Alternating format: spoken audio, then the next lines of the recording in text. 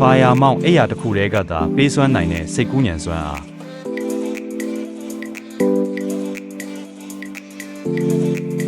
လဲလျောင်းနိုင်သောကြောမီလှုပ်ဆောင်ချက်သည်တက်တောင့်တက်တာရှိသောကိုဟန်အနေအထားကိုထိမ့်သိမ်းရန်ကူညီပေးသည့်ကြောမီထောင်ကိုလက်ကင်ကလုတ်တွင်ရှင်းရှင်းလင်းလင်းပြသထားသောကြောင့်တက်တောင့်တက်တာရှိသောအနေအထားကိုရှာဖွေရန်လွယ်ကူစေသည်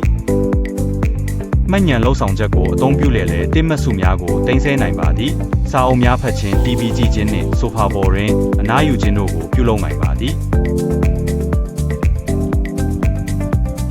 ကြောမီကို95ဒီဂရီအထိမြင့်တင်နိုင်ပါသည်ဒူးကိုမြင့်တင်နိုင်သည့်ခလုတ်လဲပါရှိပြီးဒူးကိုလိုအပ်သလိုမြင့်တင်ထားရုံဖြင့်ခြေထောက်ရောင်ရမ်းခြင်းကိုသက်သာစေပါသည်အိယာကိုဒူးထက်မြင့်အောင်လည်းမြင့်တင်နိုင်ပါသည်